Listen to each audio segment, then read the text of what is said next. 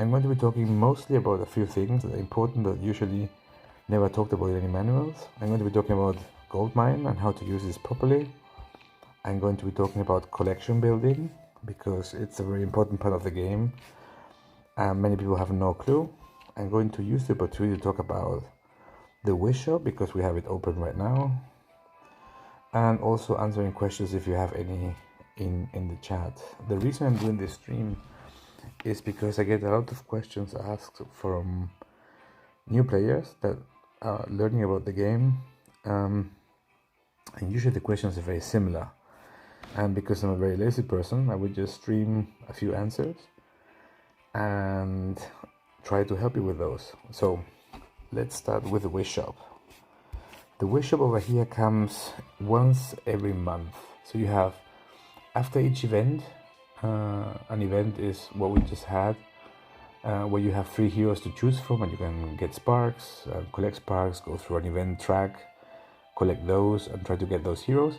After each event you get alternatively wish shop in the week in between 2 events. Events come every 2 weeks. And high growth, which is a phase where you can turn your level ups into gems, which is very important, especially for people that don't spend money into the game. So high growth is going to be very important. Just put a pin on that one, we'll talk about that later. So the wish shop in general, the problem with the wish shop is the yield of what you get here is very low. So if you roll for 299 gems, you will get very few souls. However, you can choose the souls you want from a big list. You can target really whatever you want to have. And so many people ask me, well, what do I get for my wish shop? My first answer and the first recommendation is you go to your team, look at your team at the soul binds that you have, and see if you have all soul binds completed.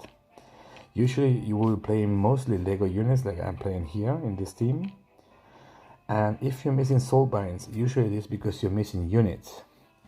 So getting those soul binds is going to be directly impacting your team. So it's going to be directly impacting what you're doing now. So getting those soul binds is very important. So try to look for the heroes that you have missed for soul binding purposes first. This is one question we got on chat before. Right here you see I have 3 heroes to choose from. People in lower leagues, I think it's below 15 or 13 or something, they get only 1 hero to choose from, which is bad on the one hand because it's less choice, but it's good on the one hand. On the other hand, because you get 3 free rolls for 3 days, so the likelihood of you hitting that hero is very high. On higher leagues, you get 2 heroes, and if you are, I think, second league or above, you get 3 heroes to choose from, which reduces the likelihood of hitting all 3, but at least you have more choices. So, first recommendation, check your soul binds, see what you have, and whatever you're missing, try to get that. If you have all your soul binds ready, then the next thing I would do is to go check for heroes that you have missed, that you would like to have for your collection, which have had an event lately and you missed that event. So for example, the last event we had an HA event with this hero, for example. So if you would like to have this hero and you missed in the last event, you have a chance to do that as well. Also, there are a few heroes that are very, very strong, where the biggest strength of their ability lies, you already have it on the very first level. Examples of these heroes are Discordia over here, who gives you 2 extra attacks at level 1, any level. So even if it's a very small unit, you still can profitably use her. Another example would be, for instance, Justia over here, who gives you a miss whenever to a random enemy when it appears. This skill is active on the very first level, so that will be also interesting for you to have as well.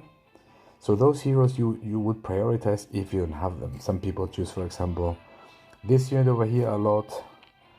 and they also choose because she's very strong, especially lower leagues, and they also choose Floss a lot, which makes kind of for very similar decks. It becomes kind of boring at some point.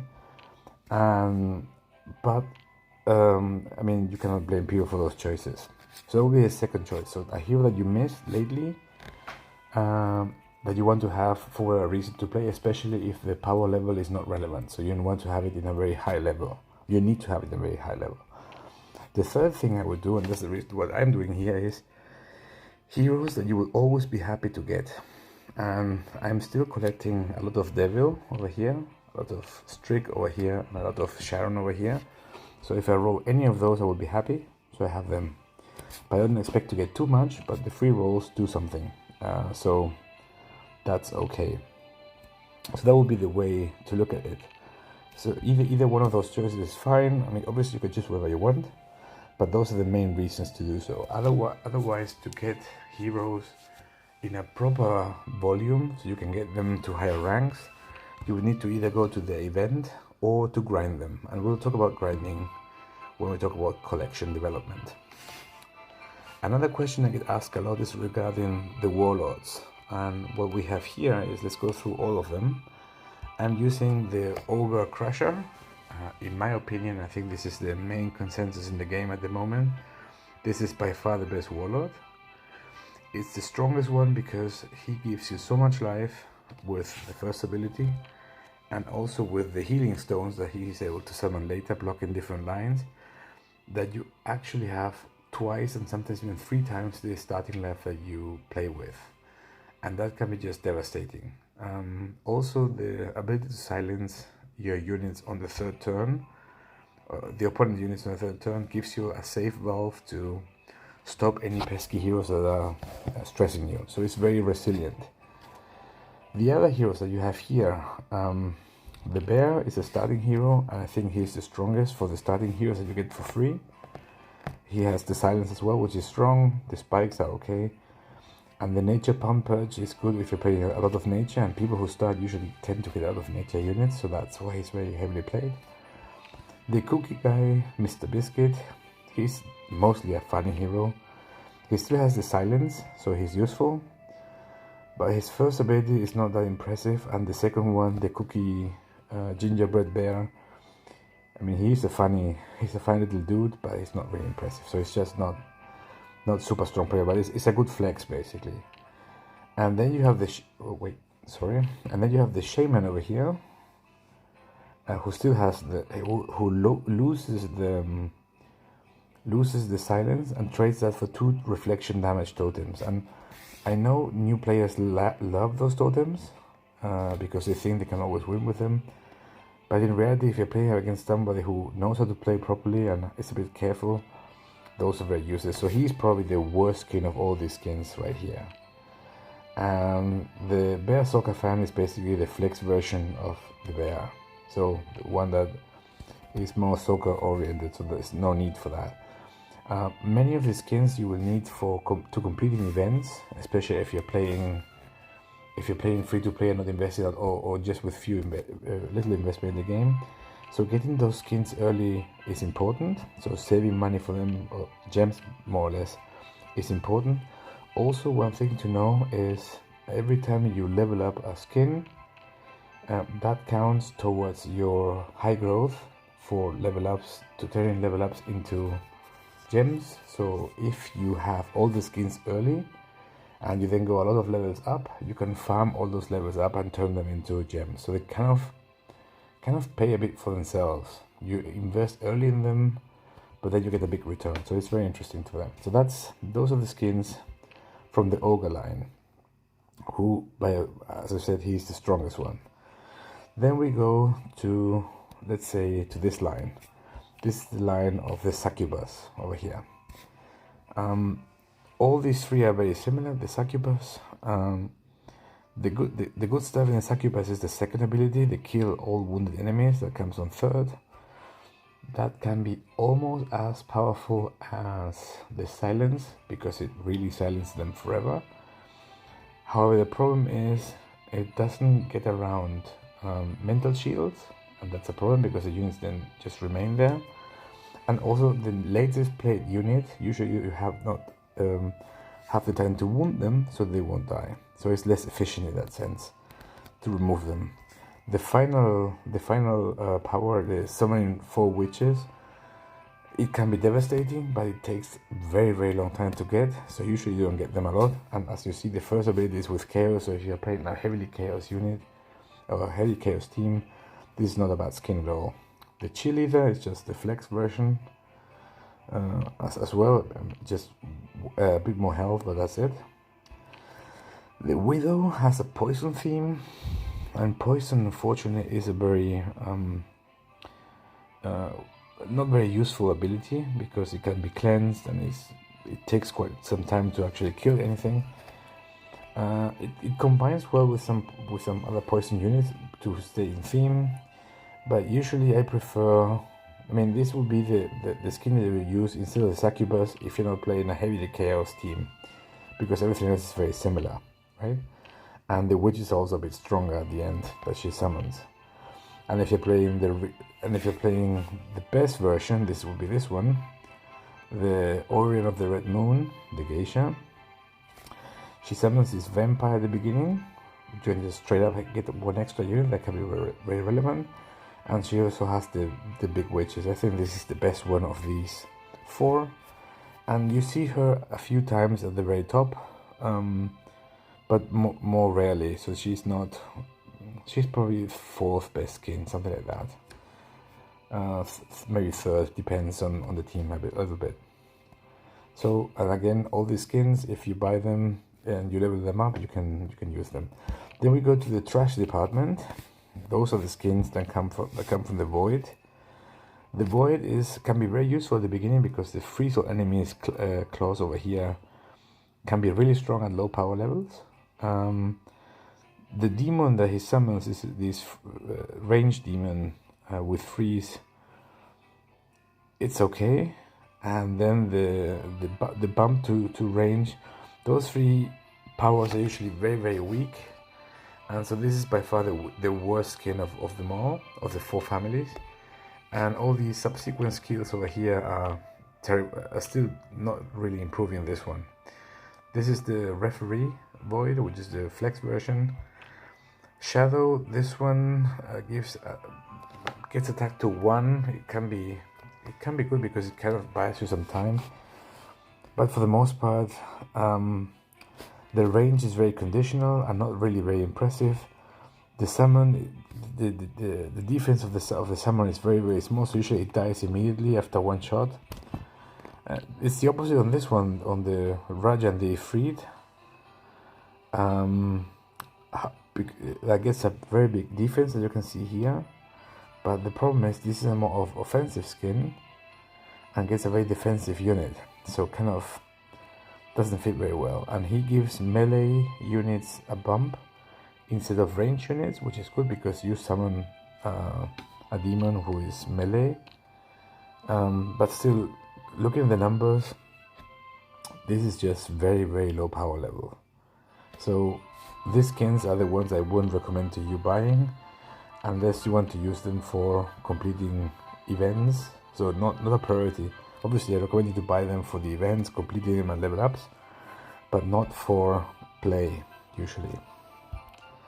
And now we go to probably the most used skin, the Adam one, at the beginning at least. Everybody loves to play with this one.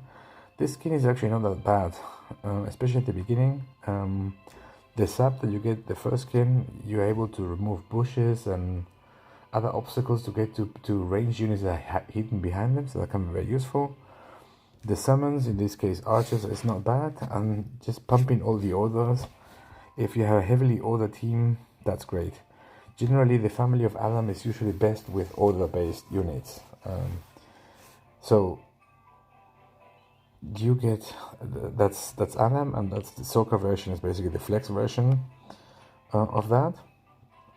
Then we go to the King of the North, which is very similar, only that you get 2 very defensive spearmen summons instead of the archers.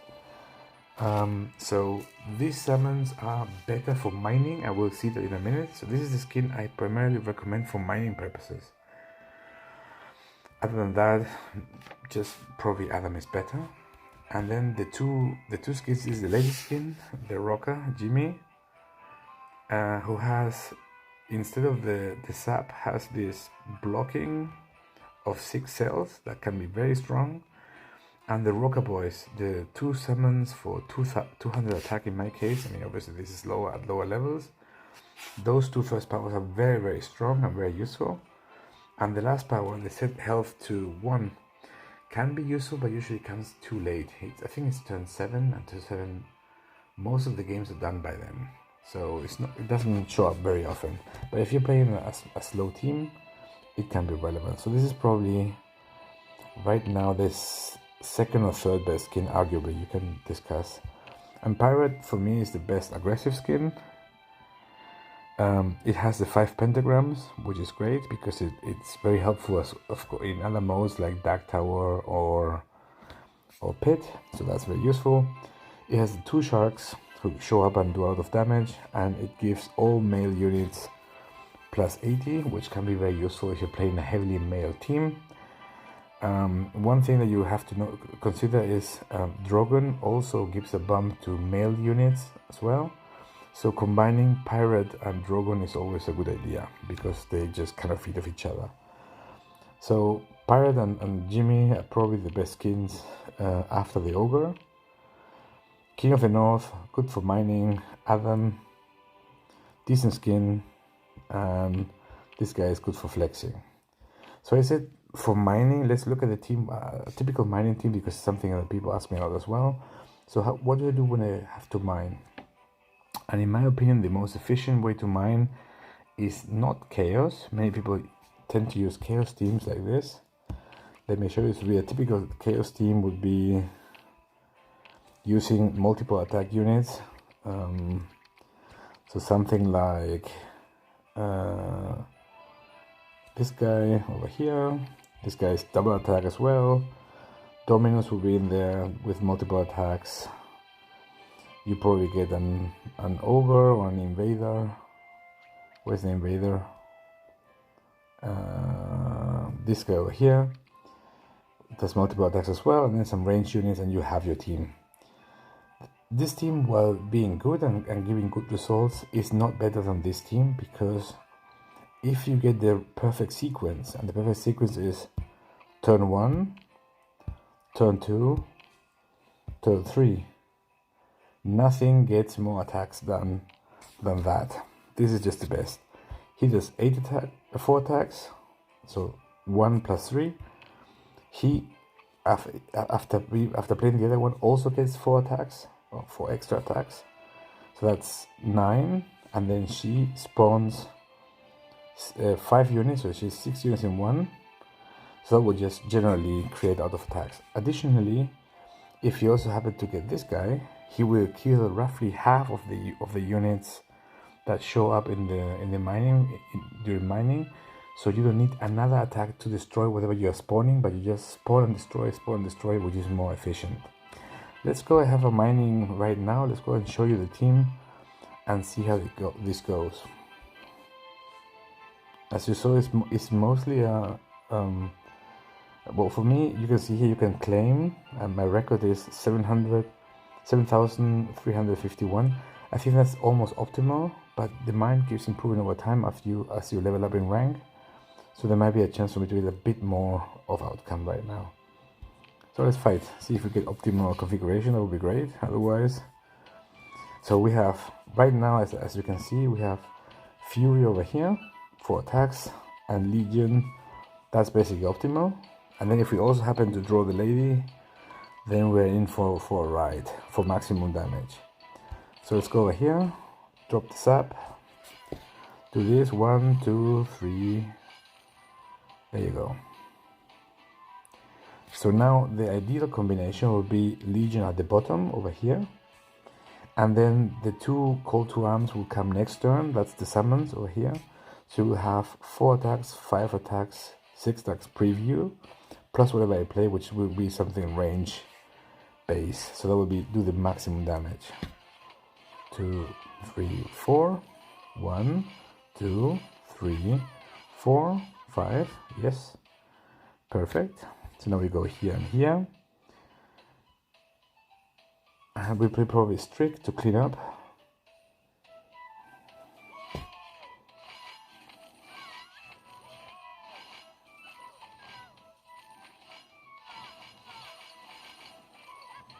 And now he gets a bunch of attacks.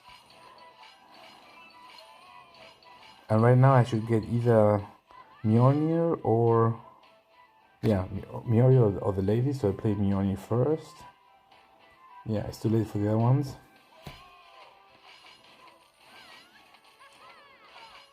And now you can see this, what I mentioned. You spawn them and they just get destroyed immediately, so that saves time.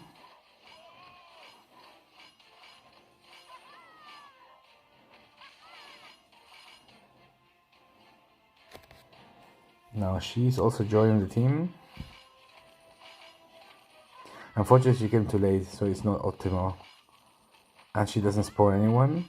That's not optimal either.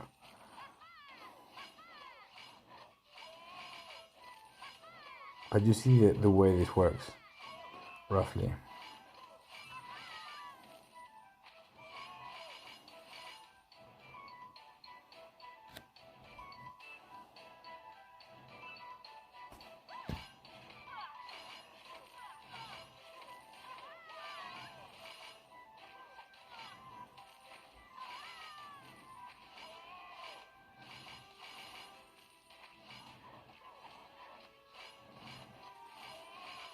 And they all pump each other, as you can see, so it turns out you get very, very strong units. I mean, unfortunately I didn't get the Athena right in the right spot quickly.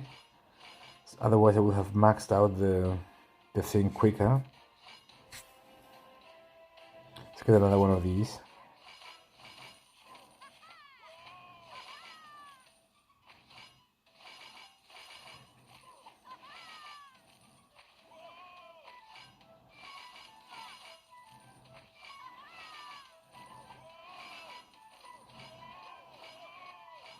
Also, the Mjolnir came in too early, so he's not doing enough damage to kill one of the actual units. So as you can see, it's a bit lower than the optimal, but we were close. So 6,300 is 400 less, no, 600 less than the maximum, but still not bad. So that would be my recommendation for you to mine, to use it as a team mining, for mining. I've been trying with the Rocker as well, because the Rocker also summons the 2 splash units. That can be very useful. I'm not sure it's better though. I think all the tests I've done so far, the King of the North has been the best one. So that covers skins, mining, and wish shop. What else can we cover? If anyone has questions in the chat, don't forget to do them. The Divine Arena, I think that's pretty self-explanatory. It gives you a chance to play the different modes, to play different teams. Usually you get very low power level teams, so that's a nice change of pace. This one here is a bit hard to explain, so we'll do that another time if anyone is interested. There are 2 more modes that you will find here. One is Dark Tower, where you get to play all your collection, and that's interesting. And the Pit is also where you get to play every unit once, where you get to play different bosses in increasing difficulty. I think for new players the most interesting one is going to be Dark Tower, because it will give you the best rewards and you have a good chance of actually completing it. The Pit is usually not as easy to complete, and this one here, raids, if you don't know what you're doing, you may even suffer a little bit from that. So that's that. What is also important is to get your quests every day in, so look at what is here and try to grind them well, get all the bonuses. And even if you don't buy the Mighty Pass, you just get the free one. Completing this and completing the weekly ones will help you get a lot of value out of that, which is basically free value, so you should do that as well. The journey. For me, I have finished the journey. The journey is usually very profitable. I've done a video on the last island of the journey you can find on my YouTube channel. usually, especially for new players, not very relevant. You will probably get to island 5 or something like that, maybe 6. It's just interesting. You get different bosses. Some of them are super challenging, some are not. That's going to be one thing. What is important is you get this chest over here that you see pulsating, and that chest is very important for events, because in events, the different bosses that you have, where you can grind different sparks, you need to have 2 little swords that gives you the chance to fight with those bosses. Otherwise, you have to spend gems. And the thing is, if you have run out of those little attempts that you have, then the only way to refresh them is through leveling up. And this thing right here helps you level up a lot, especially if you do the 2x over here. Can be a small investment and can help you just get 1 level up, and that level up can be enough to get all the attempts that you need to keep grinding all the sparks that you have freed so far every day. I mean, it's hard to show you without an event open. Maybe I'll show you another time. So that's the journey. Mostly this thing is just basically counting how much time you're on the game, and based on that you get rewards. So very simple. I see people are asking about the guild. Well, guilds are very straightforward as well. You have your guilds over here where people you have your guild members, or you do things like that. What's important for the guild, especially for you, is going to be the bonuses, guild bonuses. Here are mine from my guild. These are special to every guild. Obviously, very high guilds have very high bonuses. The higher the guild, the stronger the bonuses are. What do the bonuses do? This one here, for example, gives you 80% more gold per victory. This can be really, really important if you're trying to get gold. This one here gives plus 11 attack for each hero you attack. And these are level 9, so they're very, very high. This one here is not on because it's just for buildings. I don't care about that very much. Freddy kills all my buildings. This one is actually the most important one for collection, because it improves your evolve cost when you evolve units by 30% less. That's super critical. This is the Evo 9. This is the highest in the game because I'm in the highest guild with the highest level. So this is as high as it gets so far, and getting to level 10 is super expensive. So maybe one day we'll get there, but it's not. It's going to take a while. This one here, Royal Defense, gives you extra health for your Warlord. This one here gives nature units some boost. This one here has you speed up your chest, which is very important for mobile phone. I'm playing with a mobile phone. PC is very similar, or web is very similar as well. The main difference is that on mobile phone, each chest develops individually and it has a higher yield, but it develops individually, whereas in PCs they all develop at the same time. However, you have less yield. This here is melee heroes 20 plus 20. This one here is chaos heroes plus 20. This one here is your level up cost, so it reduces the amount of money you need. This right here is the attack plus 10 for all the melee heroes, plus 10 for your range heroes, and this reduces your boosting costs. So what do I recommend? Well, the bottom line is a bit more specific. As you can see here, this is linked to these 3 over here on the left. These 3, they're linked to the one on the top. So this one gives an extra new ability for all the heroes. New ability gives block for PS3. This one is linked. These ones over here are linked to nature. This one's over here linked to chaos, and this one specifically, the Blessing of Vlad. If you're playing Deadlord, you should always have this on, because it makes your Deadlord basically destroy any unit it comes in contact with, which is melee, because it turns into a zombie, and the zombie has 2 defense, and the vampirism 4 kills the zombie, so it just instantly remove whatever is in front of it. So it's really great. And this one here gives regeneration. This one here gives range units more health, and this one here gives range units a bonus as well. And finally, I think this one here, it gives your Warlord, in my case, 3 levels up. So even though I'm level 110, I think, it shows as 113 because I have this on. So what is important for you, especially as a new player? If you're doing a lot of evolving, a lot of leveling up, this one you will always want to have before you evolve. This one is very useful if you're playing a lot and grinding a lot. This one is useful for evolving. This one here, you will only get a good one in a very high guild. If you're in a free-to-play guild, usually it will be not so significant. This one here, you will always need to have on if you play a lot of games, because it helps you get gold, and gold is important for leveling up. Those are the most important for collection. For play, I would recommend you this one and this one. The two just plus 10 attack. They are generally good, they're very helpful, and they make a difference even at very small power levels. And even if you only have it for a day, I mean, I have it here for 114 days on, but even at small power levels, that's interesting. The things at the bottom, they're usually more useful once you have more power or more specific teams. For example, if you play an only order team, obviously you would like to have the order stuff on because it just gives you free bonuses. If you have an all nature team, that helps as well. If you're playing Deadlord, vampirism is always going to be great. And this stuff over here can be helpful as well, especially if you are heavy on the range.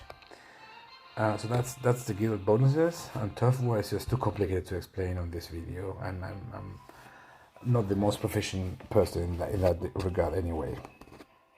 So regarding teams, what you would like to do is usually sort them by they're either melee or their range. As you can see here, my team right now, I'm playing 3 melee, 5 ranged. Usually you play 4 and 4 because it gives you the most flexibility, but sometimes you want to have more melee or more range based on their abilities. In my case, this lady right here spawns a lot of puppets on the melee side, so if you have too many melee units, she will block them or they will block her, so that doesn't synergize as well. So that's why I play more range than that. Also, the reason I'm playing this team is this is a team optimized for Drogon. If you look at Drogon the pet, and maybe you can go into pets over here, we have 9 different pets. You basically have the three best ones, which are the 3 Lego pets. You have the 3 common ones, this, and this, which are the lesser versions of the 3 best ones, and then you have 3 middle ground. If you're free to play, you will get this one for free, and you can level it up a little bit. If you don't spend any money, you're not getting any of the others. If you spend any money on the game and you want to buy a pet, I recommend you to buy only the top ones. Saying I'm going to get this one instead of this one is just silly. I mean, this, obviously if you're on a massive budget and you only have the money for this pet and nothing else, right, fine. But this pet is just so much better that if you have both, you will never use this one. So if you're going to buy a pet, buy one of these. What's the ranking of these pets? We're looking at the abilities. Greedy is all about healing and getting HP for your units and for your Warlord. So he's very defensive, basically. So not my style of pet. That's what you can see here. I only have a level 6 pet. Sentry is just a generally good aggressive pet. He has the first kill, appears and gives a boost for 1 turn to any unit. So that's always great, just straight up. End of turn, boost all your allies. So even if your allies have been reducing power, you can still ramp them up with the pet.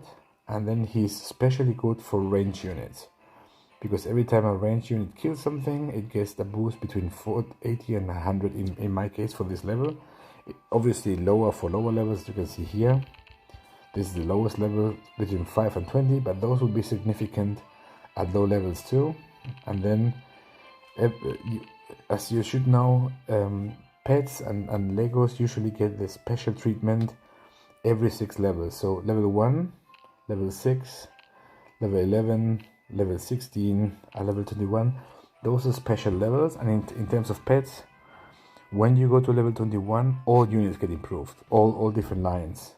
Whereas if you go to intermediate levels like level 20, level 19, you only improve one line a little bit. So if you have a pet, you always want to get to at least, if you just invest a little bit, to level 6. If you want to invest a bit more in hunting, level 11.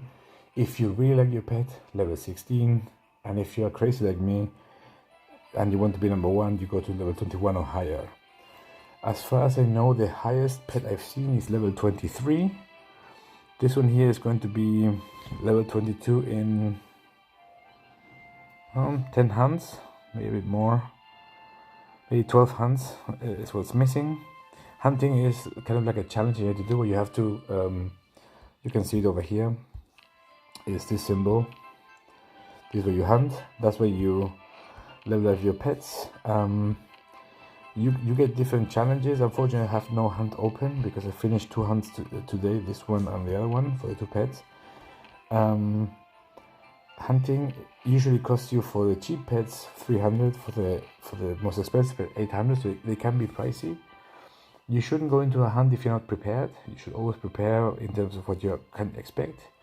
You will have challenges like, for example, summon, do 10 times demigod summons. So if you don't have enough gems around to do that, you will not be able to complete the hunt.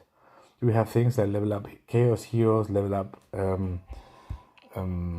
epic heroes, level up different heroes of different types. So you should always have different heroes available to level up, to use during hunts. What will also be important is to know that you will need things like copper, maybe doing reborn, etc. And it's really key that you try to complete the hunt, because all the experience that your pet gains on one hunt that you complete gets doubled if you complete it. If you don't complete it, you cannot get a very big penalty. And the hunt takes 24 hours to complete. You have 24 hours to do the mission, so you should get an end to the mission prepared. So, as I was saying, this pet, great in terms of just generally good aggressive pet. So if you just have a generally good aggressive deck, that's what I would recommend to you. And Drogon, in my opinion, is the strongest pet because of the diversity, and especially because of the last ability. So the first ability, every time a unit attacks, it boosts its defense, so that's a defensive ability. Then it gives melee and range units a percentage boost based on its power. So printed numbers are very important. That's why I mostly play units with very high printed numbers in my team. And this rewards people that have very high units as well. So this pet becomes a lot stronger the stronger your units are. That's why this pet is a bit harder to play. And the final ability, male ally kills, only triggers for males. This is the reason why my team here is mostly composed of males, except for her and her, because these are two of the most, because these are two of the most busted units in the game. That's why, and she also produces puppets, and the puppets are male, so they trigger as well. But that last line of text, in my case it's 76 to 96, is an alternative win condition, and this is where the money is at. So this is just excellent. I should definitely, this is the reason why you buy this pet, basically. All the other boosts and so on are great, but this is where the money is. So in terms of total power level, this is the strongest pet, but you need to work for it. You need to play mostly males to trigger it often. You need to have units with high printed power. You need to have different things to get the maximum out of a pet. Whereas Sentry is just generally great. It's going to be aggressive, it's going to be a great boost, and so on. So that's the one. So I would recommend you, either if you're going to commit to this type of pet, to work around and build a team around the pet. And if you're not going to commit just to have some good units and get good boosts, this one. If you want to have a defensive team and you like to play the game of stalling, controlling the board, and killing the other opponent slowly, then this is the pet for you. There's also a few combos that you can play with him. For example, Gleedy works really well with Morgan. So if you have a very strong Morgan, a Gleedy can be a good complement. But for the most part, for the most teams, especially the most teams that you see, it's either Drogon, and you have to work a bit for it, or Sentry. If we look at the GM list, we can check my theories that what I've told you right now in the ranking. So, for example, I know Isande is playing Drogon. If you look at this team, his team plays 6 males. So that's the 3 on top. This, and this are all male. And you see male at the top corner. You see the symbol for male or not male. And he plays this lady over here and this lady over here. And he plays these 2 ladies because they're important to him. Everything else is male. So he's using the Drogon team similar to me, 6 to 2. You can try, obviously 8 males is the best because then every unit gets the bonus. But there are very, very good female units that you need to consider. So that doesn't happen very much. Here, for example, Agi, he's also playing Drogon.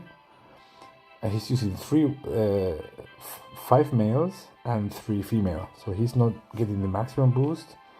Whereas, for example, Mexpad over here, he is playing Sentry. And Sentry is great with range. And this guy generates range units, so that's going to be a very good combo as well. And this one also works really well with Sentry. So that's basically how you see how people are building their teams, and that's important as well. So that's for pets. Again, if you're willing to commit, the best pet is going to be Drogon in my opinion. If you just want a good aggressive pet, get Sentry. If you want to be a little Stola boy or Stola girl, get your Gleedy on and collect that. So that was this. Let's claim this as well, and claim this for the week. Also, once the weekly reset shows up, don't collect them right away. Wait until you have your pass over here, so you can actually do that as well. Because if you claim everything immediately, sometimes you don't benefit. That's a general rule that is important on this game. Only claim things when you have a benefit from claiming them. Now let's go into collection usage and collection developing. So the way this is going to go, the way you collect your collection, I have all the Lego units. I'm missing just a few epics, I think 2 epics maybe. But all the Lego units I think I have all the rares and I have all the commons, of course. The way this goes is you have basically two types of development of your collection. One is going to be through opening chests like this over here. You get them, you open them, and they give you a boost for you. But you can target specific heroes. The best way to target specific heroes is going to be, funny enough, not to level them up. So if you look, for example, at my collection over here in the epics, let me give you an example. This hero right here is the lowest unit that I have. So every time I open chests, especially epic chests, the likelihood of him showing up is higher than for another epic unit, for example, this one over here, who is already at level 17. So heroes that you really, really like in Lego form, you should have the rares and the epics at the lowest possible level, so you open them more frequently. That's very important. So, for example, for me here, if I mean, this unit is max, so it's irrelevant now, and this unit is max as well. But for example, if you look at her over here, she's still missing 1 level. As you can see here, my epic version of her is at level 1, and she will stay at level 1 until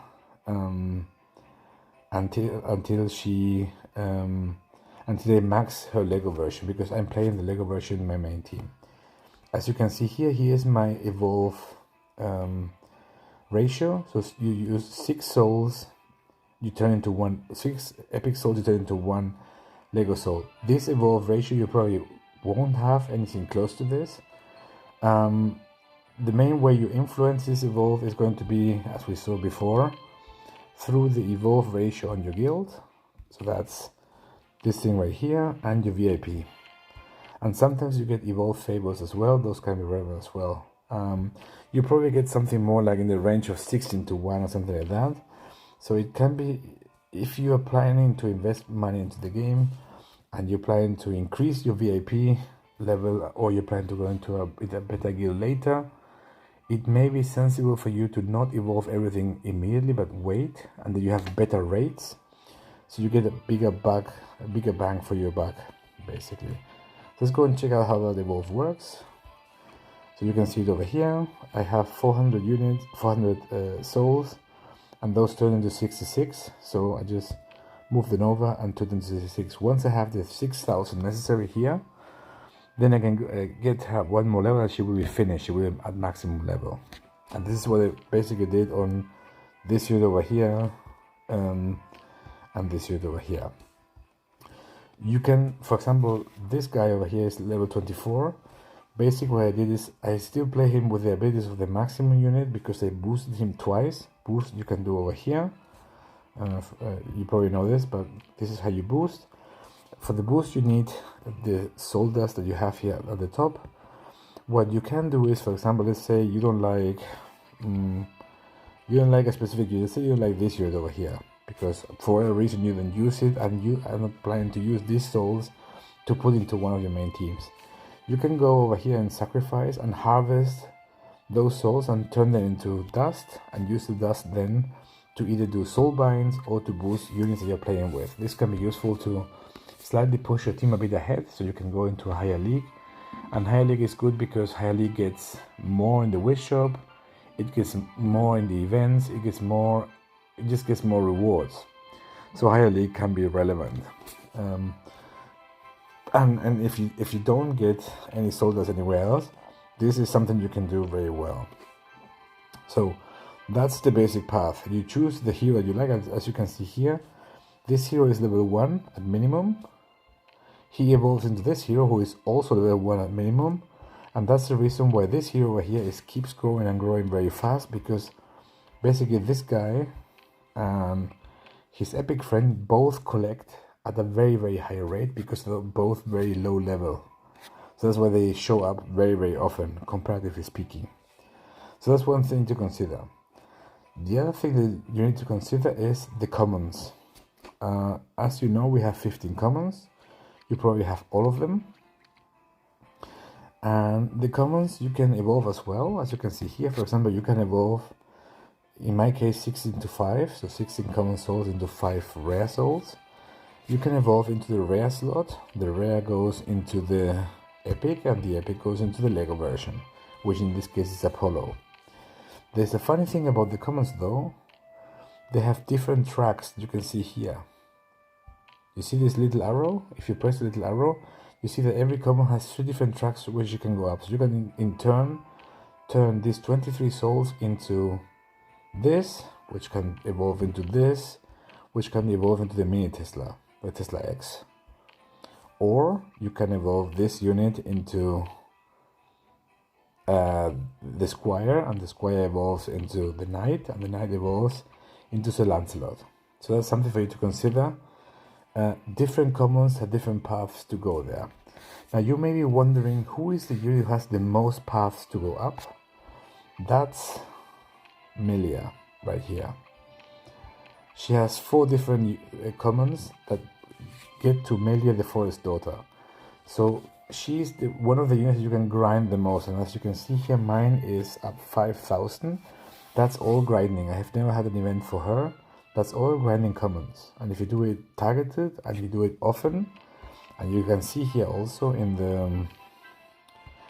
the shop that you have here, you can mine copper to get different commons, and you get commons at very high rates. So you can target specifically buy the commons that you like and grind them in chests, so you can turn your commons into units that you like. What are the good units that are worth getting for the commons? So this one is useful, and people like people like Alex a lot. I'm not a big fan, but I agree that she can be a good unit. So this is one path that you would like to try for sure. Second, this one also turns, as you saw before, into her. She's not that good, but she also turns into Afro, and Afro is in the top 3 of the best units of the game. So that's something you would like to do. That's the path for Aphrodite. I call her Aphro because, but it's short for Aphrodite, which is, I mean, if you look at this, it's one of the strongest units ever. She just really, really kills and wins out of games.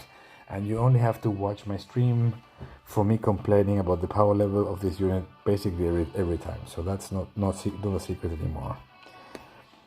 So you also have a love lady who goes directly to Afro. Oh, sorry.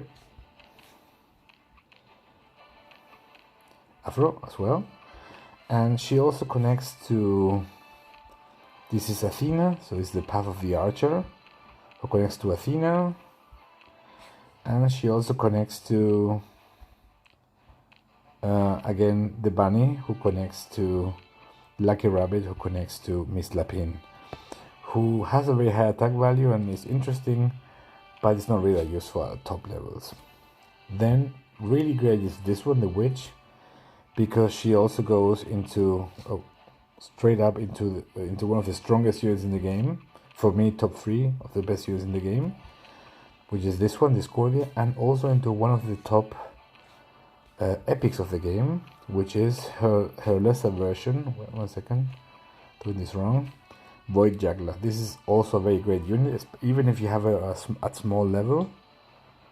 The Void Juggler is going to be great, even for small teams. So grinding her is particularly profitable.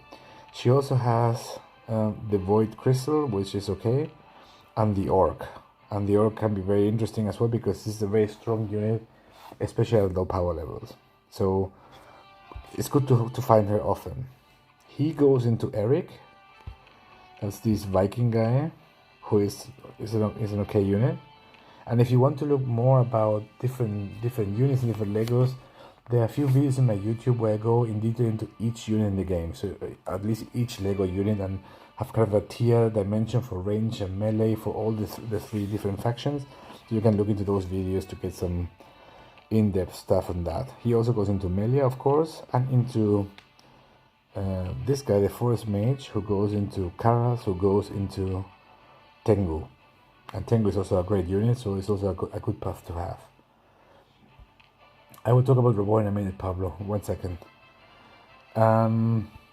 This Raven goes straight into Tengu, of course. Also into Melia, and into the Totem, who goes into Lucky Idol, who goes into Manakauri, who is a unit that people, young players, or not young players, early players like a lot, but if you play in this game for a long time, this is not very impressive building. This one here goes into the Ark over here, which is also a great unit, very defensive, very strong defensive unit. But she also goes into the Hanzo and into Afro, so that makes him important, because Afro is great. He is important because he goes into the zombie, who goes into the Deadlord, which is also one of the top units in the game. So this one is going to be useful. He goes into the Tinker, the gnome, and also into Athena and Apollo. So mostly to Tinker. He goes into Eric, into Melia, the frog. And you don't want the frog anyway, so just move all your frogs to Eric or to Melia. The tree goes also into Deadlord and into Regardos. The idol goes into the Tinker, which is very interesting. Red Woman, this one goes into Red Woman, Goliath and Vlad. And you also have another Orc here, so you can get another Orc. And you also get Storm Rage and Goliath. Goliath, by the way, in case you don't know, let me just show you. This is Storm Rage. By the way, this is one of the best epics in the game, or probably the best. So very good path. And Storm Rage, which is also a very good unit. And Goliath is the guy with a big belly, this guy, who is mostly a defensive unit, not very useful.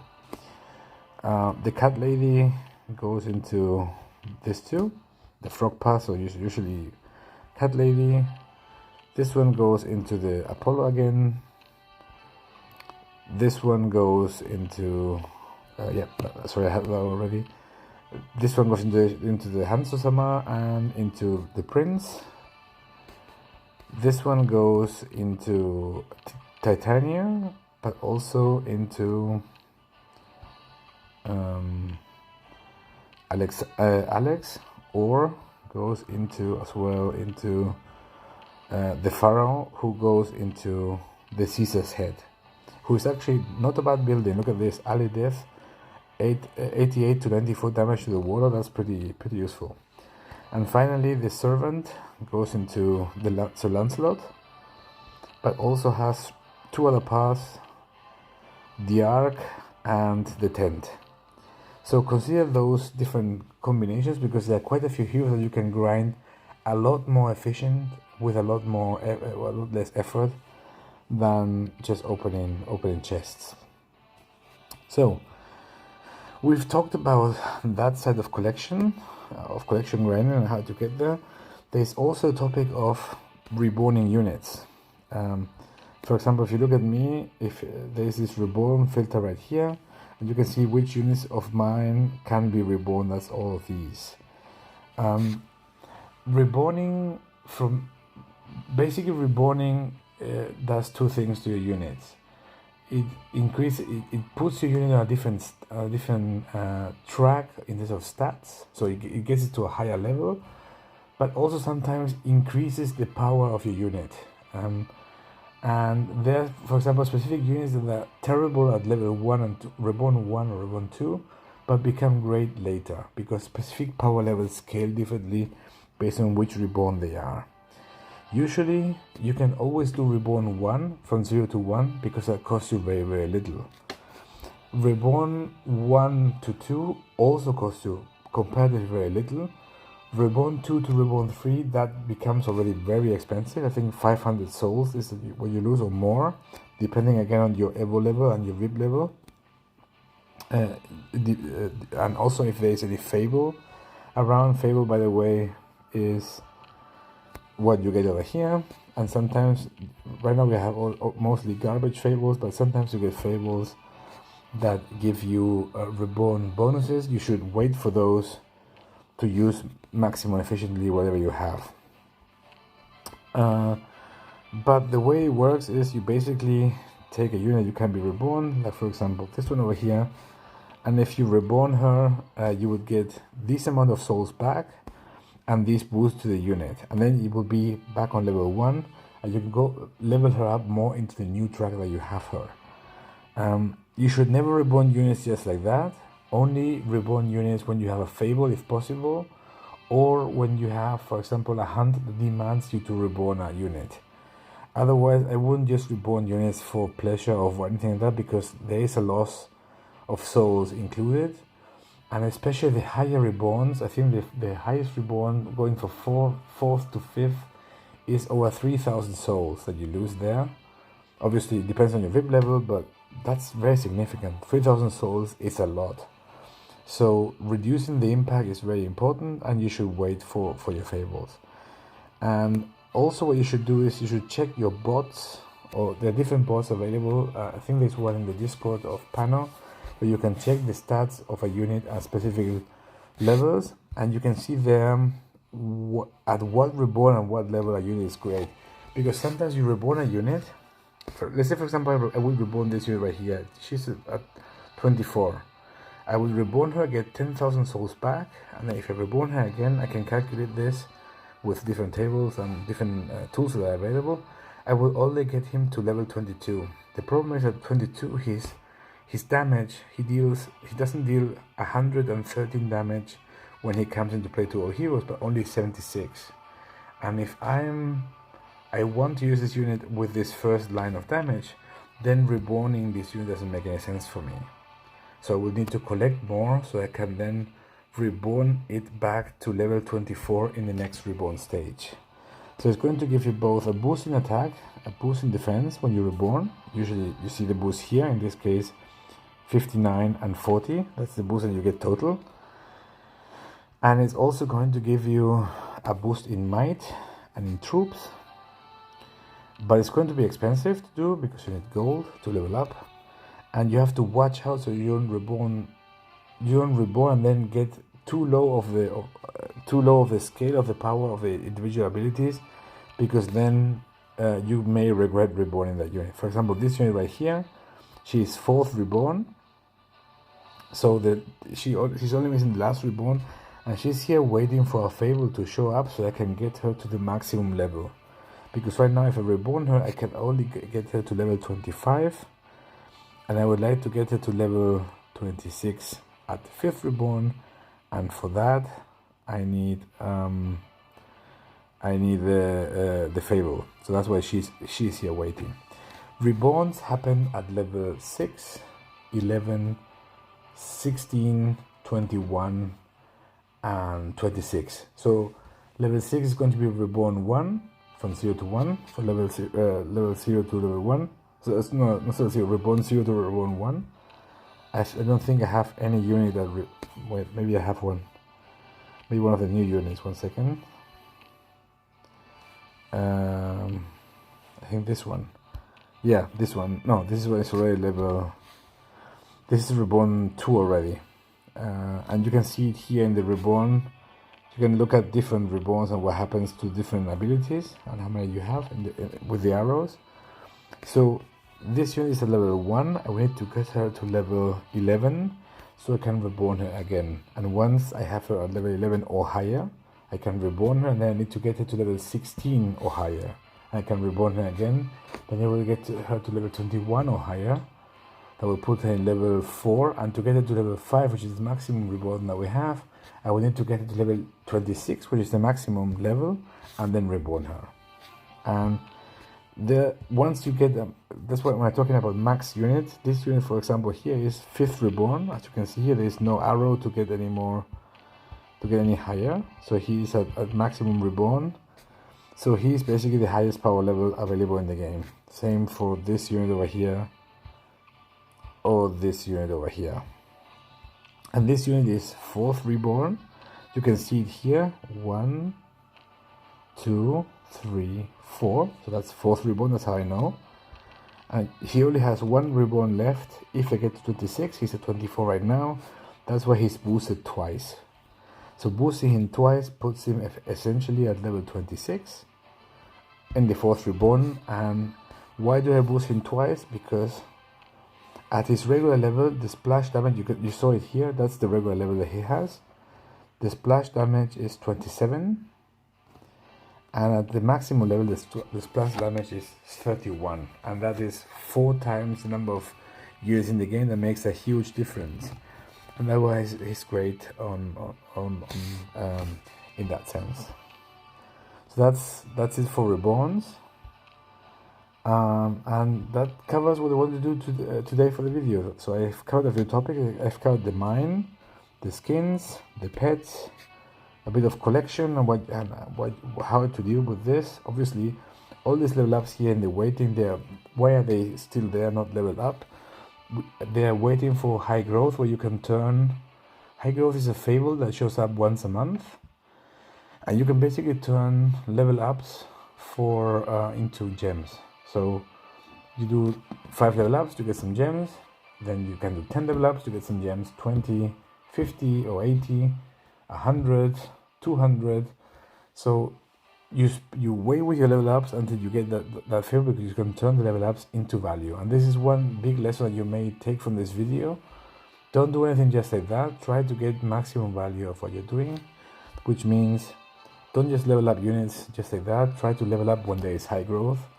Don't just hunt like that. Try to hunt when there is high growth as well, because then you can use the level ups that you have to do for the hunting also for the high growth. So you use multiple times. And one thing that people ask me over and over again, this will be the final comment: how do you play this game properly? What can I do to do good things in this game? I usually give them people 3 recommendations, new players especially. First, get a good guild. If you have a good guild, you will get experienced players. They will give you support. They will give you good bonuses. They will teach you a lot of things. These bonuses you have to earn with a good guild, and you have a support system to help you play the game better and improve. So that's the first thing. Second, if you do any spending, concentrate your spending. Don't just spend $10 here, $10 there, $10 later. Save all your money that you want to spend, whatever it is, the amount. Again, we never talk about spending in my channel, but if you want to spend whatever it is you want to spend, concentrate it. So it's not better to, let's say if you have $30 of budget, it's better to spend those $30 into one event than spending $10 in over 3 events, because you will get just a lot higher power heroes, and then we have in one event with $30 than in 3 events, 3 times $10, and it will have a way bigger impact for your team as well. If you're free to play, that's fine. Most of what I explain here applies to free to play as well. Guilds are super important for free to play, and there's people that do free to play. You can have different roles in guilds, and that can still give you good benefits. So free to play is also a fine path. If you want to compete is fine. If you want to invest in the game and play the game hard, that's fine as well. Try to, again, concentrate your spending, get a good guild, and the final recommendation is have fun with the game. This is a game after all.